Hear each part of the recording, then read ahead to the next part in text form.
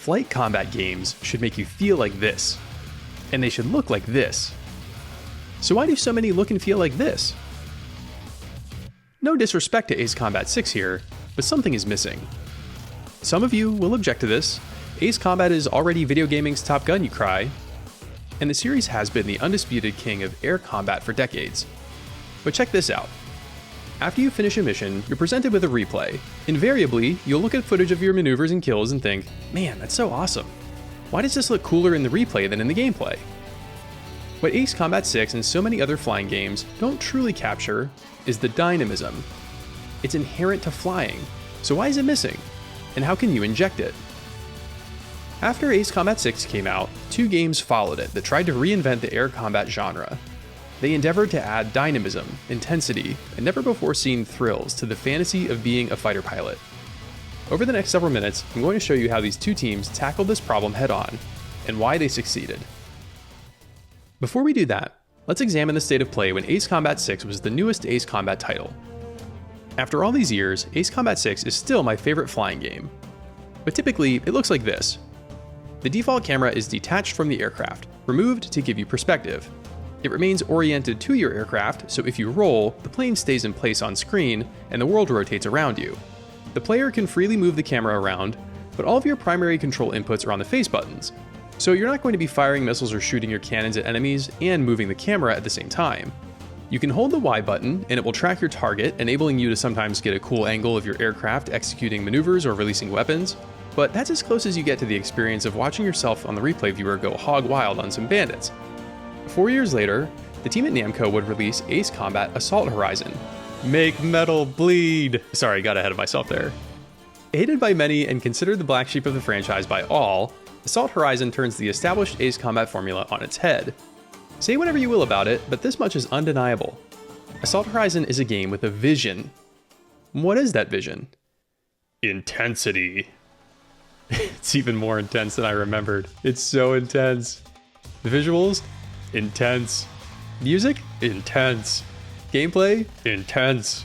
Story? Setting? Intense. The first mission is a nightmare. Ends with you getting hit by a plane. Also, the first mission starts in medias res. Super brief cutscene, no preamble, nothing. Makes me appreciate the vision all that much more. It reminds me of Sakurai's video on Let Them Get Straight Into the Game. The second mission is a helicopter minigun mission. Ends with you dying in an explosion. Definitely in Mogadishu. I mean, Mogadishu? Right. Anyway, thanks Call of Duty. But seriously, the minigun sections, the AC-130 sections, and getting blown up by a bomb before the title card, this is all aping Call of Duty so hard. A beloved flight combat series adopting the trappings of a first-person shooter was not on a lot of people's 2011 bingo cards. This is all a radical departure from Ace Combat's normal MO, and you can see why it ticked off so many fans. Assault Horizon gets plaudits a lot for its soundtrack. I love how it riffs on various Ace Combat 6 themes, and sometimes it sounds like if Trans-Siberian Orchestra covered the Ace Combat 6 soundtrack. In other words, it owns. There's a rock song called Gotta Stay Fly on it. Bow down to this soundtrack. But aside from these new introductions, what did they do to make you feel the intensity? Well, they fundamentally reimagined the central dogfighting gameplay. It's as if they said, what if Ace Combat but cranked up to 11? The default camera is closer and more level, vice Ace Combat 6's slightly high angle. Also note the subtle camera shake, without which Ace Combat 6 looks positively tame. The camera also sticks way closer to you when you track targets. Zooming in heightens the intensity of the flying in combat because it compresses the visual space, which magnifies motion more. It also makes it impossible to actually see the target you're tracking sometimes. I also read the devs were trying to overcome the feeling that flying games turn into launching missiles at tiny dots on the screen, which is part of why the camera is closer to you, and missile lock-on ranges are reduced, all leading you to fly way closer to pursue your enemies. Dogfight mode, of course, is the star of the show. Fly up to an enemy and the circle will appear, prompting you to tap both bumpers to enter dogfight mode. Sometimes the camera takes its time settling in, dramatically positioning your aircraft and the camera for maximum drama. Sometimes it just zips right into position. So, enemy wants to shake you? Dodge your missiles? Dogfight mode. Enemy coming up behind you in dogfight mode? Counter dogfight mode. Enemy about to counter your dogfight mode? Counter his dogfight mode and punish with the gun. The game transitions to on rails essentially when dogfight mode starts. You still have to nominally steer your fighter or you'll lose your bogey, but a lot of the steering happens automatically, especially on the scripted sequences where it drags you down near a skyscraper or an oil field, which, have I mentioned, is extremely intense. Keep the enemy as centered and close as possible to charge your missile shots quickly. They slam home. Or try your luck with a cannon. The closer you are, the more damage it does. It shreds your foes. Fragments and shards deteriorate off enemy planes. Tendrils of oil trail out from pierced targets and splash across your vision. Bask in the glory of your kill with a slow-mo close-up of pulverized enemies. Watch from a distance as they go up in fiery explosions. Or zip right past the carcass as you acquire your next target. Enemy wreckage hurtles to the ground in scorched husks. They whip violently through the air, proudly displayed for the player. This is one of the purest distillations of the so-called gameplay loop I've ever seen, and it's intoxicating. Every kill disappears under the deluge of more. The only reason I live is to fight, and the only reason I fight is to win.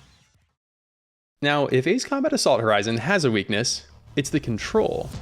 They present these absolutely insane moments of spectacle and glory, but your control is spotty. The dogfight mode is semi-on rails. If you flood the steering input, the game helps you track your enemy. If you're zipping along skyscrapers, don't worry about crashing. The game is steering for you. If you need to evade or counter your enemy, you level the plane and hit the bumpers when prompted.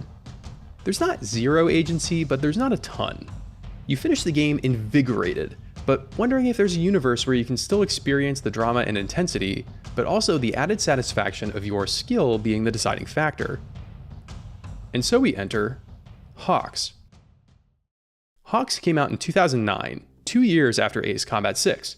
It was the first of 2 Tom Clancy games to nose their way into the flight combat genre, and it brought a healthy respect for the dominant franchise, plus one completely novel feature that redefined air combat games: the Assistance Off mode.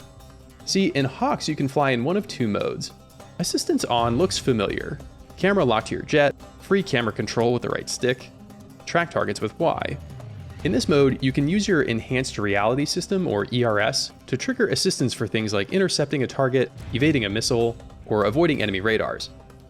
In Assistance Off mode, the camera zooms way out and stays fixed to the horizon. You lose the ability to access your ERS, but your aircraft's performance limiters are disabled, unlocking the full maneuverability of the plane and putting the pilot to the test. Flying in Assistance Off mode is tricky, namely because you have to be able to mentally link the orientation of your aircraft and the control stick input required to maneuver. When the camera is locked to the same axis as the aircraft, this is natural, but when the aircraft is rolling and pitching this way and that, you have to have a good understanding of where you are, where you're facing, and where you want to go for that to translate to the correct thumbstick input. But when you get the hang of flying like this, it pays out like a slot machine. Nothing else comes close. You feel nimble, agile, and lethal. And look at it.